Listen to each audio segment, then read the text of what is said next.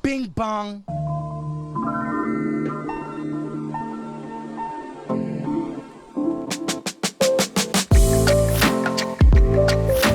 This is the iDanSimpson Show. We do it because it's right. I love the dialectic. His testicles became swollen. Based. Do not come. Do not come. I'm gonna come. Please clap. Who's this man? This man in the hat.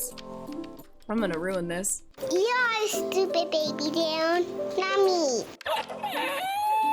All right. Welcome to Leftist and Chill with me, your host, iDanSimpson.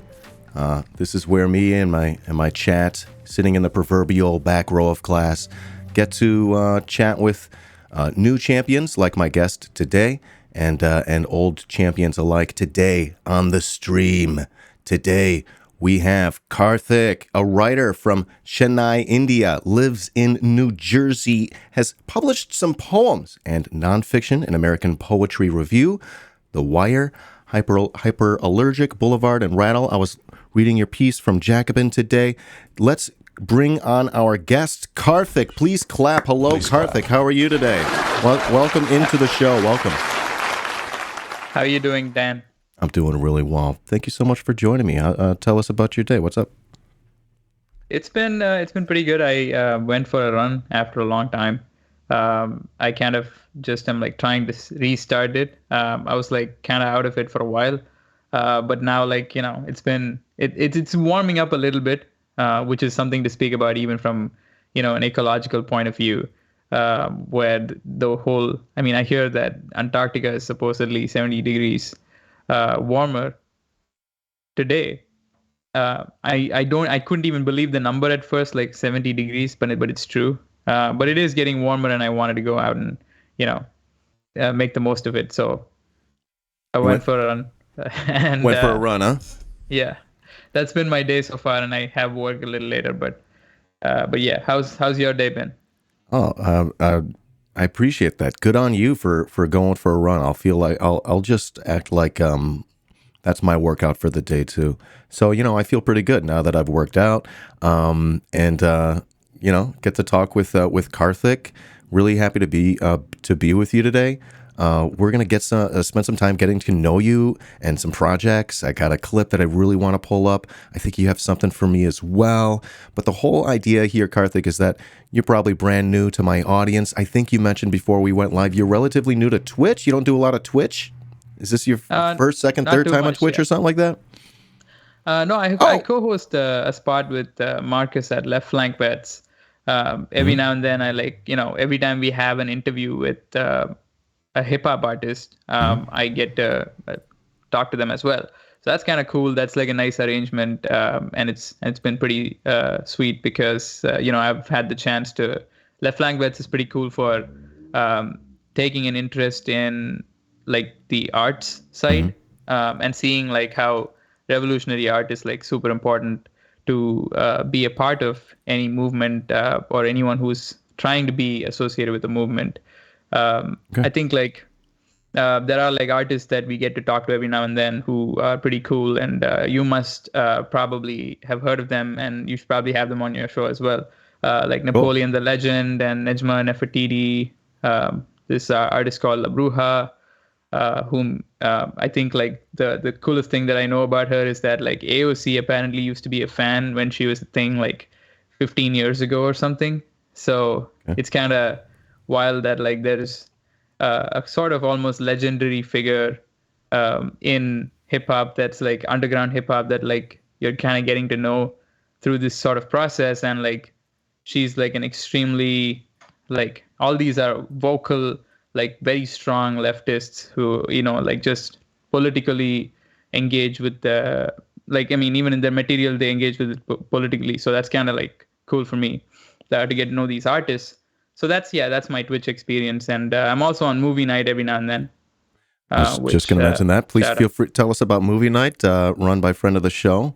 Yeah, Forrest. I think one of the few movie shows that actually offer a sort of clearly leftist analysis, like Marxist analysis, and I think that that's like sort of rarity. And I'm actually like at the kind of beginning stages of developing a sort of video series of video essays, very short, like 10-minute clips, giving like takes, almost like op-ed style on movies. And like Forrest does that in the more podcast form, and I kind of really get to enjoy talking about a lot of movies, giving it both from the point of production as well as like the creative side, a sort of a Marxist analysis and a class analysis, seeing how this movie fares, if you just look at it from that perspective. Yeah. Right. It seems like you're threading a couple things together where you're looking at art or music, and you're pulling in either pulling in artists that are literally doing it right now, or you're looking at movies sort of from that angle too. And I guess there's just like a lack of that. There's too much people like me just complaining about shit all the time. So good on you. Well, way to go, Karthik. Way to go. No, I think you're doing something that is crucial. I feel like you're engaging an audience that likes listening to you, and I think that's like essentially what an artist does as well. And I don't. I think of the Twitch streamer or any podcaster as a sort of. I mean, you have to confer the title of an artist on that person as well. And I think it's if you just looked at it technically, that's what you are, and or like a media personality, I suppose. But that's not really technically that's not a profession, right? Like it's more like a title for a job rather than what you would identify as yourself to be in society. So I feel like you are combining like communication and arts, I would imagine. So yeah, that's the idea. Like, yeah. And like, you're engaging an audience, and that's pretty cool that you're getting to do that, and people like listening to you, and people get a combination of a really cool sort of treatment that you give on the show, and they also get like the news and an analysis of the news and like some kind of happenings that they keep up with. So I feel like these are all kind of things that an artist also does. So that's why I even feel like there's an overlap between like leftist podcasting and arts, which is not naturally exploited. So that's something that I think it would be cooler to bring that more into the, we don't have to keep listening to liberal shit the whole time. Oh my gosh. Which is basically the mainstay, right? Like all of the stuff that comes from Hollywood is of a certain stripe, and it really doesn't get any more radical, like even the most leftmost ones. So you kind of have to start listening to grassroots stuff, I think. And I think it's like, we got to make that happen as a culture. You love to hear it. Karthik, got your Twitter pulled up here. Guy who likes coming up with stuff, some of which he sees through. I love that. And a couple pieces that you've written for The New Republic. A couple publications you've written for The Baffler Mag, Jacobin Mag. We were reading through that before you jumped live with us. Your interview with Vijay Prashad, that was fascinating. As I'm sort of learning more and more about stories like that, like what you led with. Actually, hold on, I'm tripping up. In the Bolivia coup story, right? I'm like reading through Jakarta Method right now, so I'm like, yep, this sounds like what happens every single fucking time. I've read some shock doctrine myself. You've also got a Substack, which I'll go ahead and link in the chat. Alien Encounters. I haven't posted that in a while, which is kind of like, I'm very sporadic, so I don't know if I can even like promote it at this point, but yeah, that's my Substack. Awesome. I was reading through your Brother Q chat a little bit this morning as well, and let's make sure that we've covered all of our bases, all of the different projects that you're up to. You're also a poet, and you describe yourself as a poet and a writer. And I saw another description where you called yourself a legal alien. And is that where this whole alien thing comes from? Yeah, pretty much. I just pieced it together.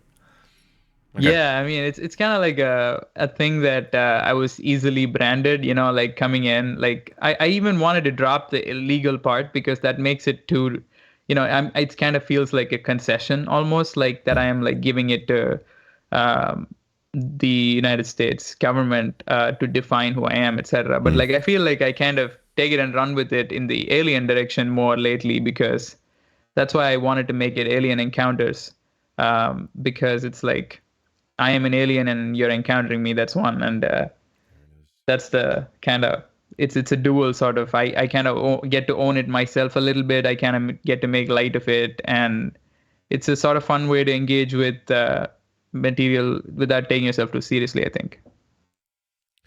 I caught another. You got a couple of different bios written on the interwebs that I've found in my preparation here. Yeah, in one you mentioned about graduating, going to aerospace. You got a degree in aerospace engineering. You're a literal rocket scientist, and not a good one. That I can tell you. I can't tell the difference.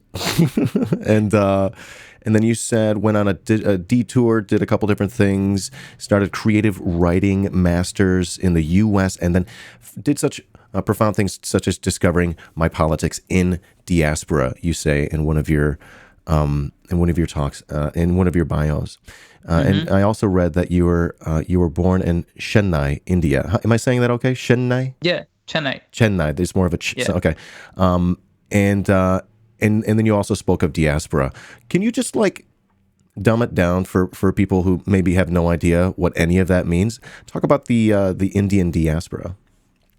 It's actually a pretty cool sort of easy way to fathom it. Like even especially as I would say leftist, I think it's very simple to like do a sort of class analysis of it, and clearly just like see it as a type of person who's like, coming in with a certain kind of educational qualification, and that's the only way through which you can engage in society.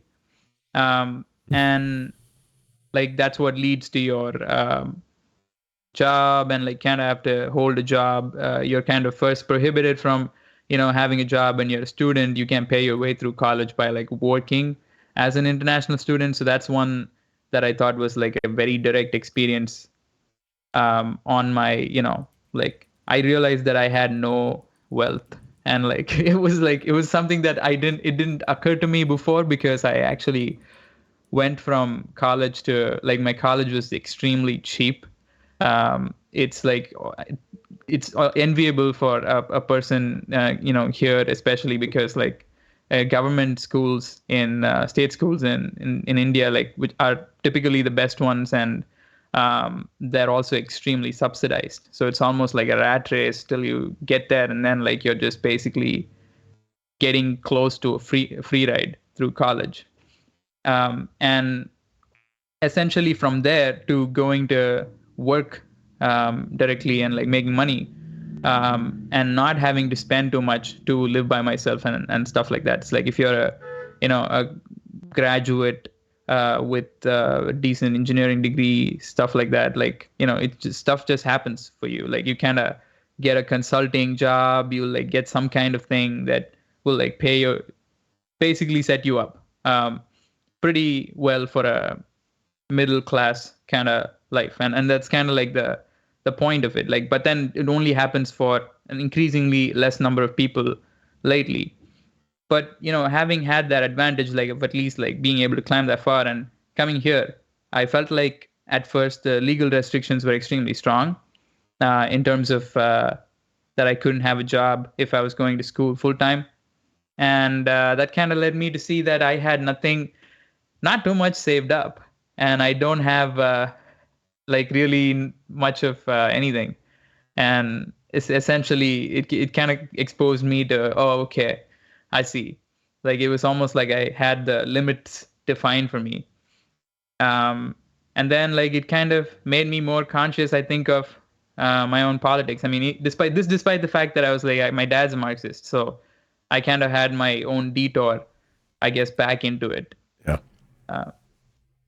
That's like something that I probably usually lead with, which is that my parents basically were married at the Communist Party of India's like office, and it's kind of Whoa. yeah, Cool. it's kind of funny. It was like an intercaste thing, and That's kind of something that like I think is part of my mythology. So there's an element of like imposter syndrome for me as far as that's concerned, because I don't know if I'm just if I'm just like a leftist because I can't, it's in my family, or if I genuinely believe in this shit. Yeah, you didn't and I earn often it. have to ask myself. Yeah, you didn't earn it. I had to figure it out myself through my old blood, sweat, and tears. Your parents handed it down to you. No. That is true, yeah. I don't think there's any stolen valor there. As long as you believe in it, Oh yeah, I try. I try to be as like theoretically consistent as possible. Like try to keep up with. Jakarta Method was an important book for me to have read as well, and I think anybody who hasn't read that book needs to definitely. Like I listened to that book on Audible, and like it's like an extremely wild experience to just hear that coming in one after the other, and like all of your. Like it's almost like an affirmation for all conspiracy theories that you could probably have hatched, or like now it's just common information, but it's still like crazy. And it's very current too, like they keep doing the same move. It's like they've learned the move, and they do the move over and over and over again. There was a video that Al Jazeera English made. It was called "What's the Shock Doctrine?" And they had someone interview Vincent Bevins about his book, which was a little weird. They didn't even mention Naomi Klein throughout the whole thing. But and then someone was in the comments like, "Oh, I'm from Indonesia, and I've never heard anyone call it the Jakarta method, but yeah, that's what happened. Sukarno like murdered a whole ton of people." And I'm not even all the way through that book, but I've been finding that really interesting. And of course, it's just like the same move over and over and over again. And that's the method. That's the Jakarta method. And yeah. Let's ask you, where do I want to go from here? Can we talk about your, hold on. I think we could thread this nicely by going into your chat with Vijay Prashad. Your chat with Vijay Prashad, specifically talking about the coup in Bolivia in 2019, which even a lot of, a handful of leftists, I guess, at least some were saying wasn't even a coup. Let's go ahead. Can you go ahead and spell that out for us at a very basic level for maybe someone who has no idea what happened in Bolivia, and then we could try to catch them up from there. Yeah. I think it would be really cool just to even pull it up, and because he does a great job of laying it out according to in the book. He does this. I always appreciate when leftists like make it easier for an audience, not just because like not to infantilize a crowd or anything, but it's just that like people don't have a lot of time. That's I think the usual kind of, once you get into becoming a working man or a working person, then you just like I think don't have too much time to like intellectually engage with much stuff, because you're kind of like automating yourself as much as you need to go through the motions, so to say.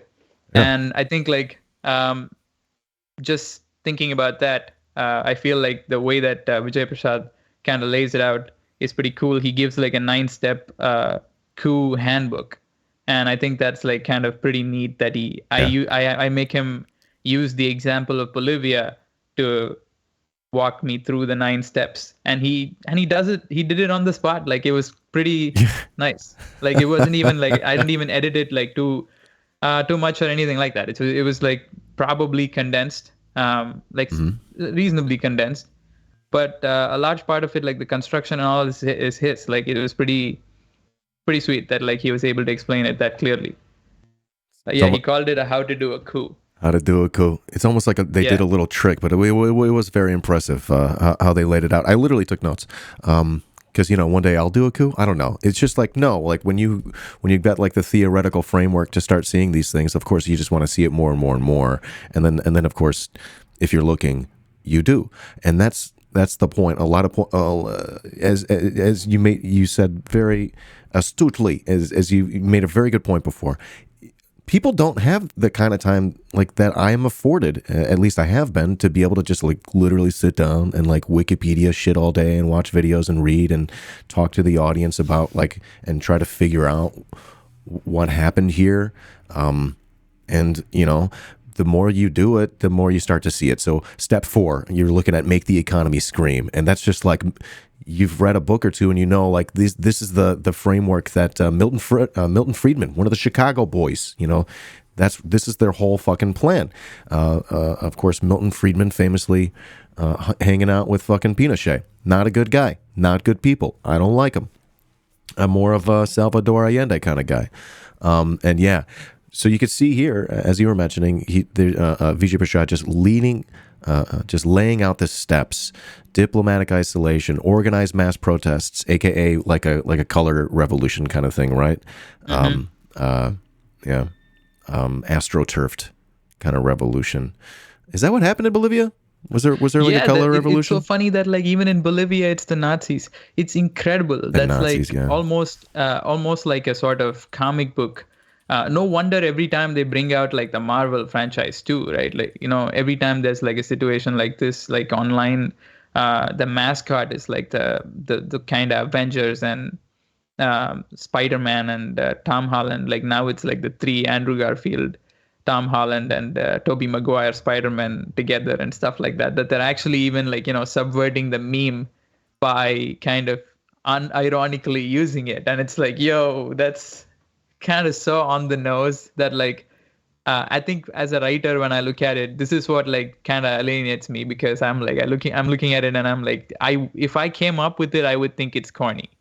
You know, it's like when you're a fiction writer or a poet or some kind of artist, then you're saying that if you came up with the stuff, then you would think that it was ridiculous, that you should probably come up with something that's more believable. And that's like, I think, a very interesting kind of alienation, that it's just like instinctively, you know, that this is the boundaries of, you're pushing at the boundaries of like how neat or, you know, wild a ride can be. And it's like all the time it's exactly that. It's just crazy. And I think in the context of Bolivia, it's that like basically the government that was empowered, the on-ground government, it's not like a liberal Democrat or anything. This is like an actual like Nazi, in the tradition of those that moved from Germany and stuff like that. It's like that's the source of their AstroTurf government. It's just and then basically they took over a country, and I mean the rest is history. The rest is history. Yep. And it's just they just played their playbook. They just used their playbook, and they do it every fucking time. And they're always willing to work with Nazis. Yeah. They're always willing to work with Nazis. At this point, like it doesn't even feel like it's willingness, or I feel like it's almost a preference at this point. Yeah. Or something. It's like, absolutely. I mean, I wish I was just being, you know, facetious. I feel like it might be even like one of those things that they are deliberately choosing because, you know, it's kind of like an extremist, a character who's so dehumanized that you don't even need to, you know, make them fight. They already will or something. It's kind of like it's a very brutish way of, I feel like, looking at the world itself, like, and life and what it's capable of. Back to this article here, or your interview with Vijay Prashad, you ask about the media being more than willing to do the cleanup and the cover-up for the U.S. government, making sure there's either no coverage or negative coverage. Oh, gosh. Let me try to thread this here by mentioning that earlier today, me and my chat were watching interviews on CBS's Face the Nation. CBS's Face the Nation, where they had... I watched 2 of the interviews. One was Secretary Lloyd Austin, who had about 9 minutes on the program. By the way, my Twitter got banned today. I flew a little too close to the sun. Have you been banned from Twitter? No, not yet. I kind of I very rarely tweet. Yeah. I feel like Smart. I have like stage fright when it comes to Twitter. I saw a joke, someone saying that I wish more people had stage fright on Twitter. And I'm like, yeah, I'm kind of one of those people. Like I actually feel I feel like I don't stand by most, if not all, of the stuff that I've said on Twitter, and like most of them are retweets. So it's like I'm almost allergic to yeah. Really and smart. I think you should be Yeah. allowed not to have accountability for the stuff that you tweet. It's almost like a thought, I think. Yeah. It's less of a speech than more thought, and I think that's what the line is like. It gets blurry. Yeah. Okay, so to frame this Face the Nation thing here, they had Secretary of Defense Austin on for about 9 minutes, and also the Chinese ambassador to the United States, also for about 9 minutes. They were interrupted 23 times, whereas Secretary of Defense Austin was interrupted 0. Do you see a problem here? Now, I could literally play for you the video, and I'll spare you from it unless you're desperate to watch it, but it was just like a very shameless display by U.S. corporate media, just playing offense effectively for the military-industrial complex, the most powerful military in the history of the world. Like, what the fuck are they doing? It seems like they're begging for World War III. They don't know what they're asking. What the fuck is going on? It's just so crazy that like I was rewatching Doctor Strangelove just this morning because I'm kind of like, I mean, lately I've started working on a piece that actually looks back at American satire like through the ages, and basically like contextualize what sort of satire came out at what time, and kind of try to wrap my head around where satire is at right now. And I feel like there is a certain kind of, studio co-option of like satire itself as a sort of like, repackaged and sold entity that's like, there is a certain effectiveness to satire in the present day, but a lot of it is kind of almost like formulaic. You start seeing it, which I think is like a Veep style, it's like a sort of clown comedy. It's a screwball. And it's because like you'll get Steve Carell. It's like the SNL kind of treatment. And I feel like there was a sort of bite to satire earlier. And I was just like revisiting Strangelove for this reason, to get more of a sense of how that movie was different or similar. And it's very illuminating because that was made at a time when you couldn't, and you had to jump through so many hoops to actually even get certain material into the movie. Otherwise they'll cut it out and stuff like that, right? Like there was a lot more kind of censorship, like from the McCarthy era and stuff like that. I actually don't know. I feel like Strangelove was post McCarthy. 64. Right? I just pulled it up and I just saw it said 64. What a movie! I need to rewatch this. Did you watch this because it's an upcoming topic of conversation on Movie Night Extravaganza, or it was recently? No, it wasn't related to Movie Night Extravaganza. Okay. It's just basically I'm working on an article that I'm writing for somebody. I mean, hopefully, once it comes out, I'll be able to share it. But cool. At this point, I'm just like, for the fear of jinxing it, like I'm just like saying that I'm working on something. But basically, it's a pretty damning movie that kind of makes a very clear case for a sort of militarism. That's basically, I think, the critique here, and it's often not very clear. When there's a satire movie, like you don't always like connect the dots all the way back to why we are as a species. Not just as a human being doing this shit, not just as like a state power, or like, just for a second, let's take off the constructs, the ideological constructs on it, and just like look at why we are being like this as a species. And it's kind of like it's a power thing, and it's like a sheer, I get to call the shots, I get to say when to drop the bomb. It's a sort of ego trip for all of these characters, and some of them are actually lunatics, and they're not just like caricatures. That's the crazy thing. It's like this is an actual deranged person, and there's no, and that's the humor of it. It's like the humor is that it's actually that fucked up. And I feel like there's a certain sort of when you show a mad person on movies and like on TV, I feel like you kind of have to take it to a point where it's actually an extremely disturbing individual, that this is not just a person who's like, haha, let's look at that clown, but more like, damn, would you want this person anywhere near, any source of any level of power that this person has? And that's the kind of question that I think this movie makes you ask. All right. Dr. Strangelove, I think it's about time. One of my things, and maybe you can help me with this, because you're, I think, well acquainted with film.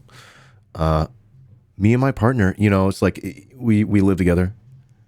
We just watch TV all the time. We watch movies all the time. But like when it comes down to like, date night, there's not really much to do still. I don't love going out, going to restaurants and stuff. I like to stay inside. There's like 1,000 people still dying a day in this fucking country, right? So like what do you do? What do you do with date night? Well, you try to step it up a little bit, try to make it a little bit more exciting. It's going to be movie night. Date night is movie night. That's how you do it, right? But like, it can't just be any movie. It makes it really special when it's like a really good film. I'm trying to think of the film that we just watched this weekend that fit the bill. But I think this would be a good one because it's just like, they really made the fucking movie. Oh, we watched Tenet. You ever watched Tenet? No, not yet, actually. Where do you find it? I can't remember if we downloaded, if it was like an Amazon Prime thing or something. I can't remember. I feel like we paid a couple bucks for it. It could have been on HBO. It was really good. It was very Christopher Nolan. It's like, it was almost like a cartoon. Right, yeah. But it's still a really good film. Super, super duper entertaining. Does this thing where you're like, you don't really know what the fuck's going on for a certain amount of time. He knows it. They know it. They're pulling you along, but it's still really entertaining. Anyways, it was just like a really fucking big budget film, really well made. You could tell the script had a lot of math in the very Christopher Nolan way of that he writes scripts, and I'm trying to do my best not to give anything away, but this would be great for that night. A very, big fucking budget movie, really epic film. So maybe you can help me flesh out that list someday. But I do appreciate the reminder. It's been one of these films I got to check out. It's the one where the guy rides the bomb at the very end, right? Yeah. He rides the bomb. That's awesome. It's like clearly that's the joke. Like it's like a type of person who's so erratic and like deranged that they would actually go and do that for you. And like in this vein, like complete U-turn, I would say I always like I live with my partner as well, and I always like fun stuff on most dates. I mean, like it's kind of like a thing where why do you have to bog yourself down with something that's not funny or like a little lighthearted, that a little uplifting, and I feel like the best movie, at least for me, that the go-to has always been like the Ocean series and Oceans 11, 12, 13. Like 12 is like probably one of my, like, I guess like all-time favorite even movies, I would say. Yeah? Let's go. That I think would be like a cool movie to check out. Except like it's all dudes though. That's something that you gotta... That's tricky, yeah. You're right though. We do like these films. That's a good one. We just love movie night. You know what I mean? Chad, what do you think? What would be a really good film for movie night? Big budget. It's cool when there's like, a great cast. That always helps. You know what I mean? Yeah, definitely.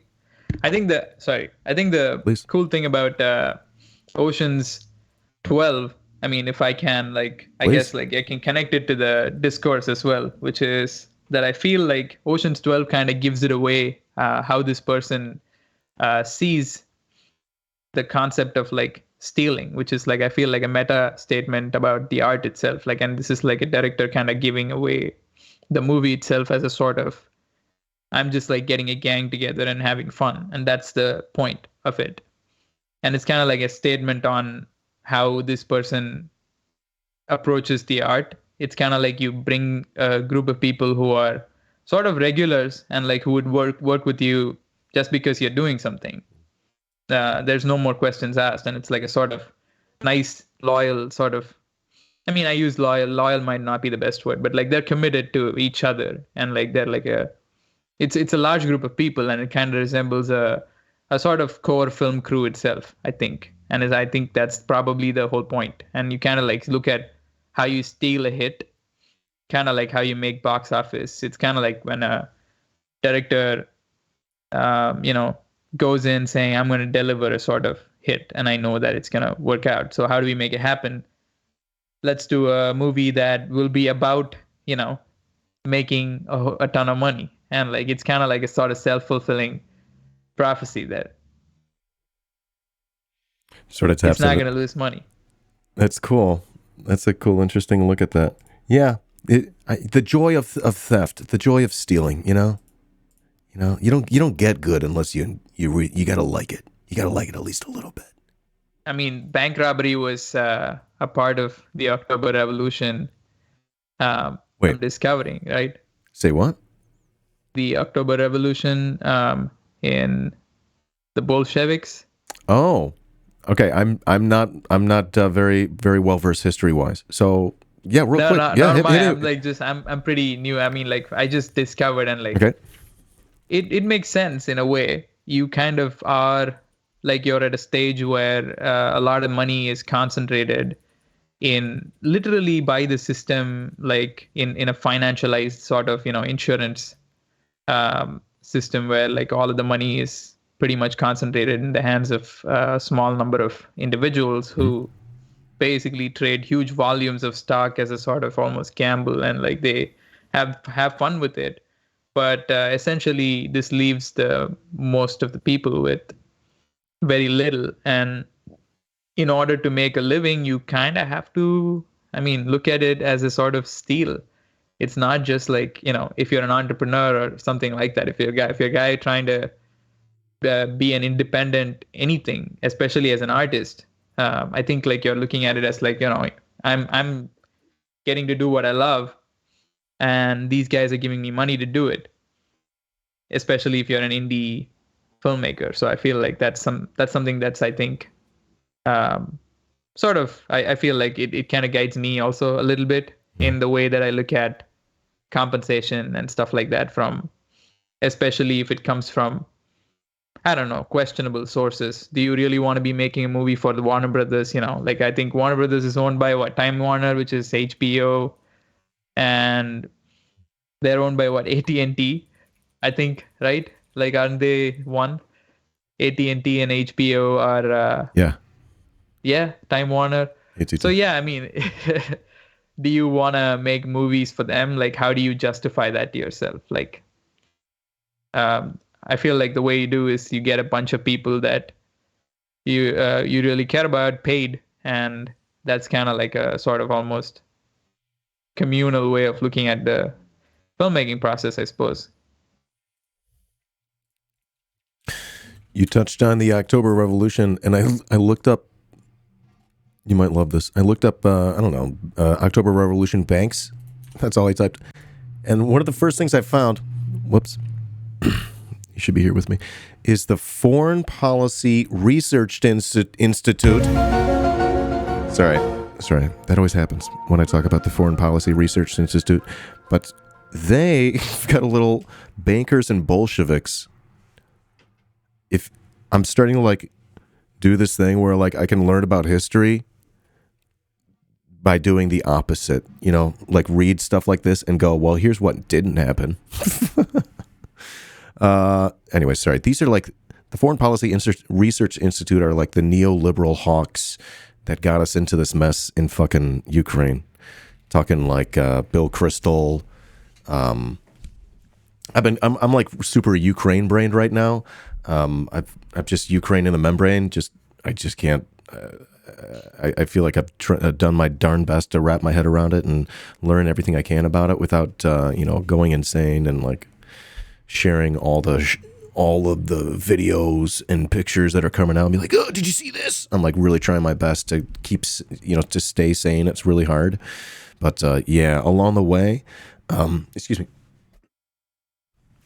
the way, we had Robbie Martin on as a guest actually just a couple days ago, and his sister went through it with the Foreign Policy Research Institute shills, and just the worst people. Again, the worst people to get us into the mess in Ukraine. The poor people of Ukraine, were used as U.S. imperial as pawns. I don't know your opinion. You feel free to jump in there, but I feel like shit, for the people of Ukraine and affected by this war right now, and that's what drove me to try to figure out what's going on. And along the way, Robbie Martin actually made this. There's this trilogy documentary series. I might want to throw that out there if you're into it. It's called A Very Heavy Agenda, and part 2 I think he released publicly on YouTube this past week or so because it was just super relevant. Explains like what Abby Martin went through. She was sort of embroiled in a global geopolitical firestorm and was sort of like used and abused by corporate U.S. imperial cucked media. Anyways, definitely want to throw that suggestion out there for, I don't know if that's something that you'd be into, but that just struck out and stuck out to me because of this article that I pulled up. Right. Yeah. So we got. Yeah, man. Please. It's pretty messed up. Like okay. I think that it's kind of like a difficult thing, especially. If I am engaging with it, I feel like I always want to put on a hat before I do, because if I was not, it's just like a lot of nihilism that comes into the picture. But then like I look at it and be like, okay, if I was the guy who fixes the sink, how would I, what would be my reaction? What would my toolkit look like? And it's like I kind of want to look at it as a guy who could possibly try to do something about it. And I feel like the only place that my head goes to is immediately like art, and like what sort of, I think like art would you use to communicate the plight of actual like suffering for the most, like it's not even cynical at this point. It's like comically sort of self-serving for the smallest group of individuals, sort of I think like travesty that I think it's just like there's no words, and you can like go and directly attempt to speak on this matter, and I feel like you can try to pull up like some facts and argue one way or the other, but I feel like it's just the whole like entire civilizations, entire nations of people just become not even pawns at this point. It's like it's just like pastimes. Like you can't even, like you're playing with dolls at this point. I don't think there's even any more of a humanity that is being conferred to any sort of populations that are just like put in the crossfire wantonly. Like I don't even think there's any sort of dignity to what's going on in this respect. Okay, we've touched on a couple times perhaps the role of art. I don't know if that's unfair. I'd like to talk, maybe switch gears a little bit while we have some time to do this, because I do want to make sure that we let my audience know at the very least that you're a poet, and I want to talk a little bit about the poetry. I'm sorry, sort of that your journey as a poet. In your talk, your interview with Vijay Prashad, Vijay is talking about how Eduardo Galeano told Prashad, "Look, torture is a horrible thing, but I don't want my writing to mimic torture. What I've distilled from that experience is how can I write about something horrible yet convey hope?" And they go on to use the analogy of the grass always continuing to grow even after war. Okay, so I don't know. Let's just let's talk about that. Do you feel like you relate to that quote? Let's just go from there.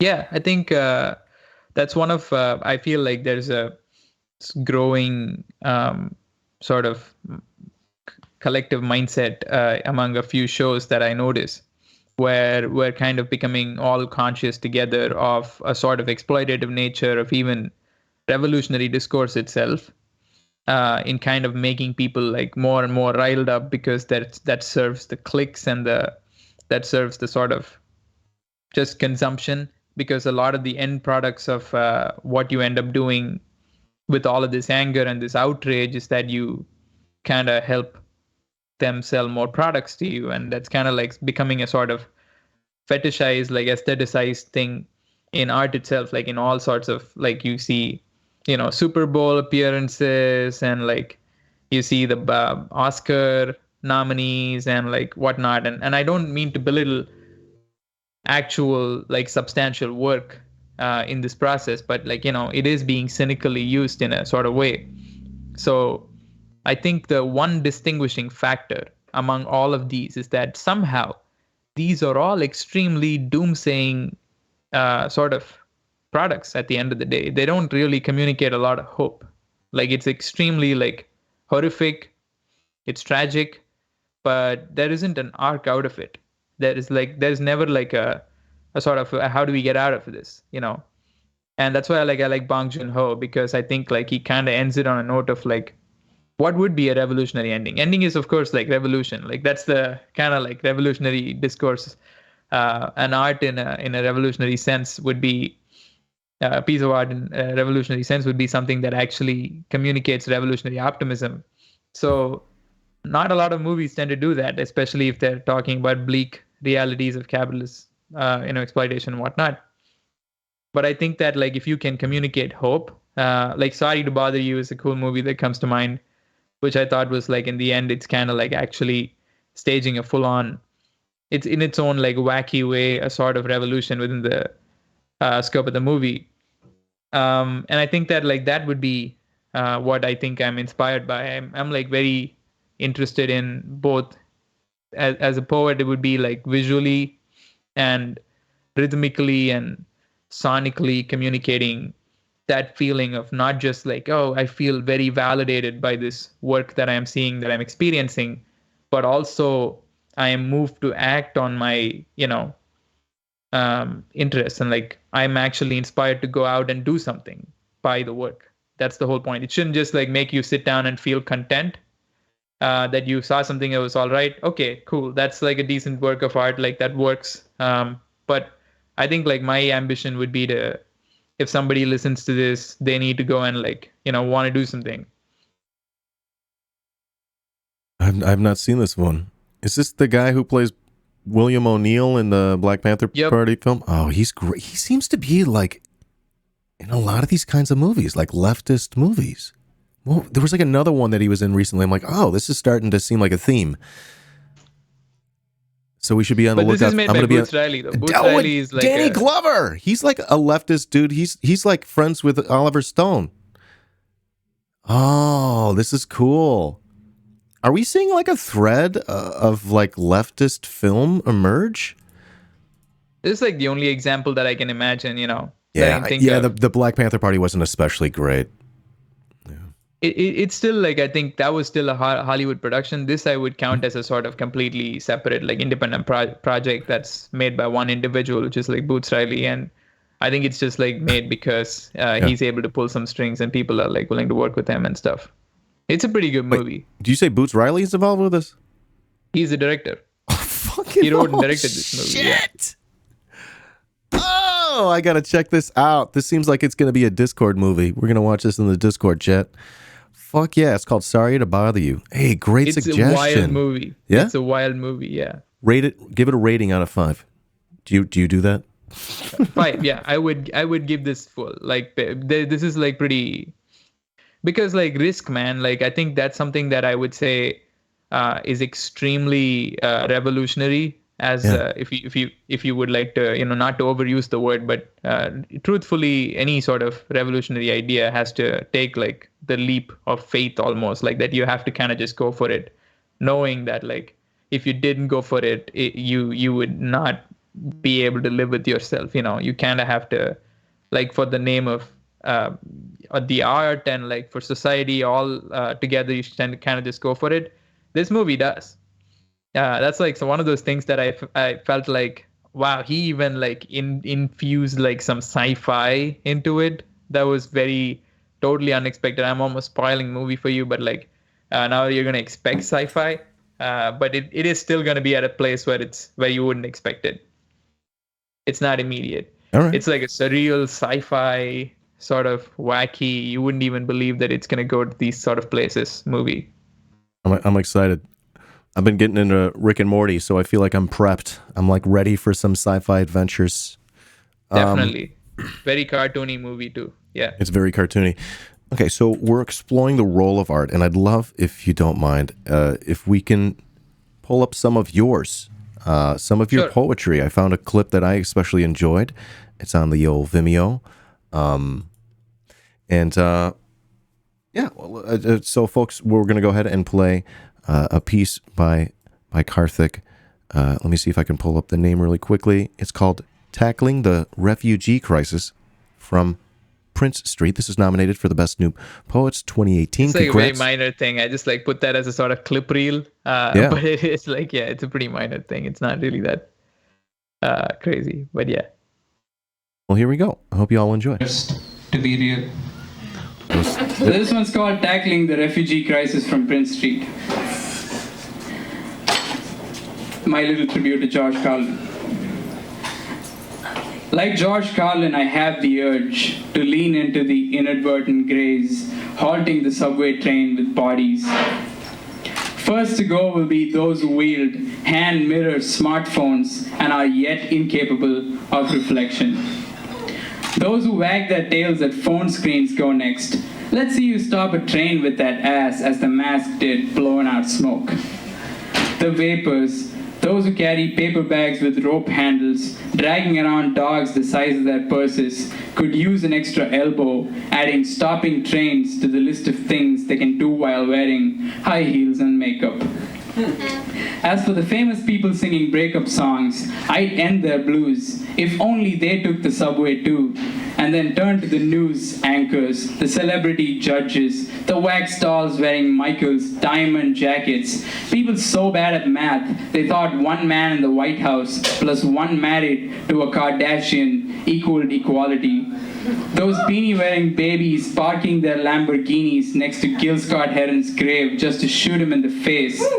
Anyone who's ever held a gun, really, likening penises to guns, drawing dartboards on asses, saying words such as the N-word, the C-word, the F-bomb, and like, and slur, and factual, and inappropriate, and appreciate, and the server and the served both go under the subway train that serves the 7 C's, stopping at major metros to build bird nests in Beijing, puffing gas clouds in New Delhi, popping shrooms in Japan, and dropping acid in Afghanistan. And when this train stops by the banks of the Barada, the sliding doors close before anybody can board, and the oldest people in the world lay themselves down like the planks between the tracks, not even needing my push.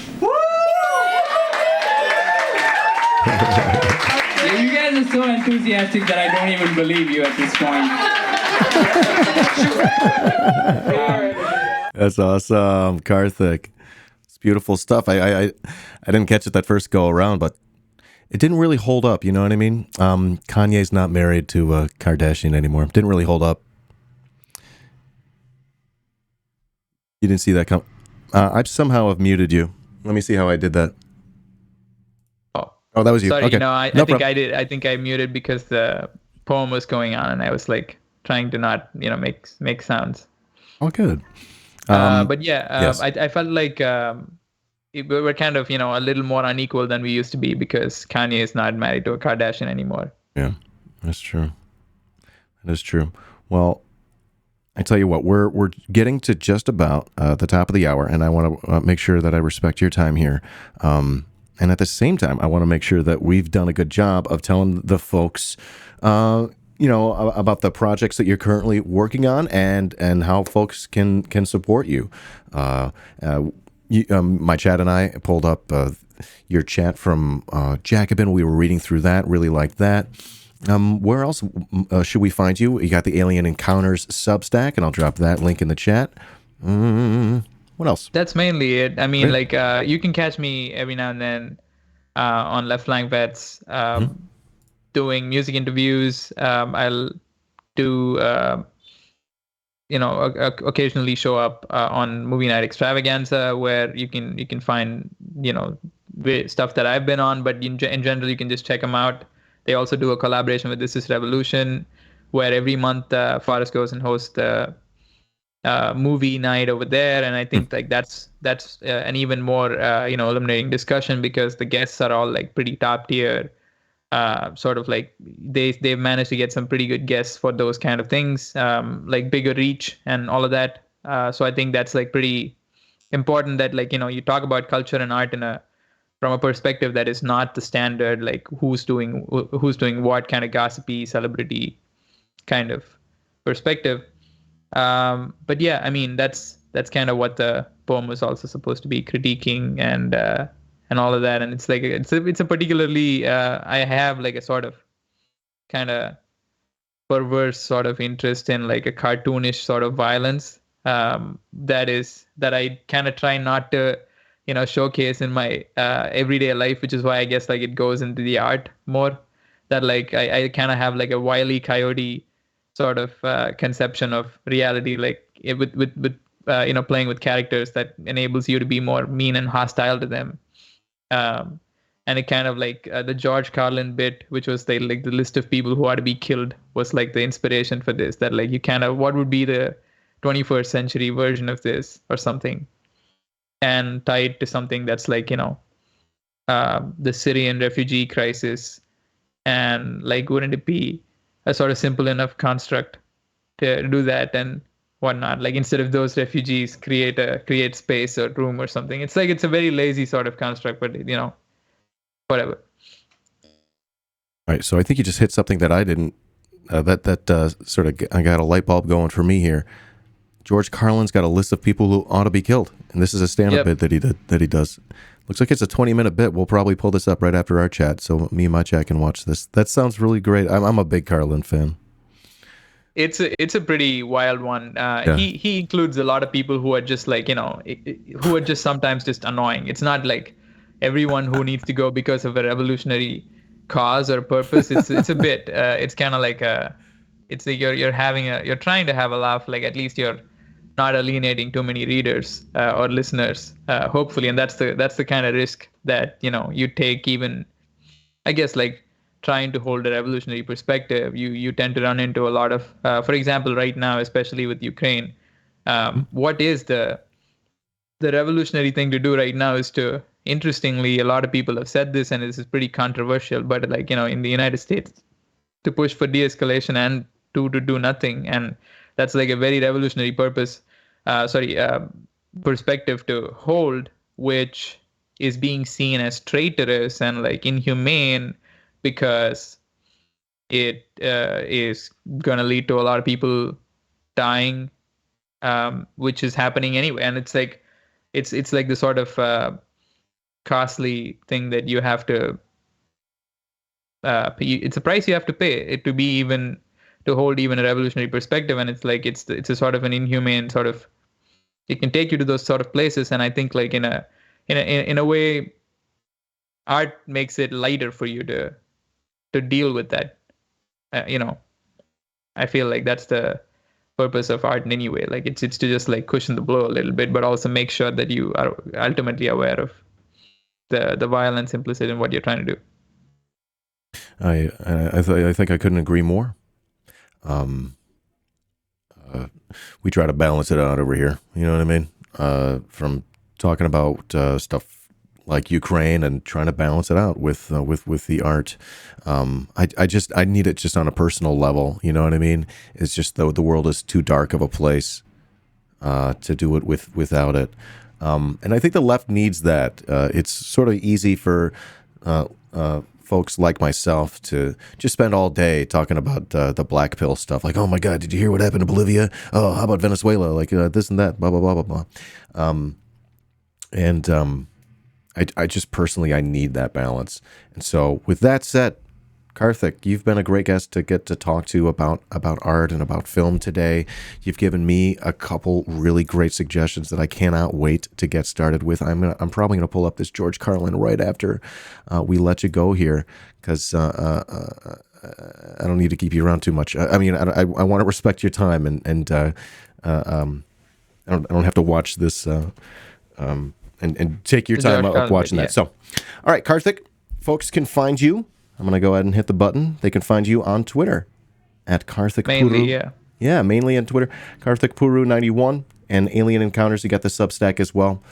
Karthik, thanks for coming by today. I'm going to be checking out probably some Ocean's 12 videos. I think I need to watch Dr. Strangelove and this next one, this last one that you mentioned. Oh, what was the name of it? Which one? The George Carlin bit? We're going to watch the George Carlin one, and then Sorry to Bother You. All right. Yeah, that I think if you were to pick one out of all of these things to go with first, I would recommend Sorry to Bother You before anything else. Cool. I wish it's sort of one of those things I'd have to like watch it in the Discord. It's like too many TOS violations for this platform to like watch it live. But that could be something we do later today, chat. So why don't y'all hold on? Karthik, thank you so much for dropping by today and for telling us about your story and for helping us learn about some things today. I really appreciate your time. We're going to let you go. Peace. Solidarity. Thank you. Man. Take care. All right. You too. Thanks. That was Karthik. Everyone say goodbye.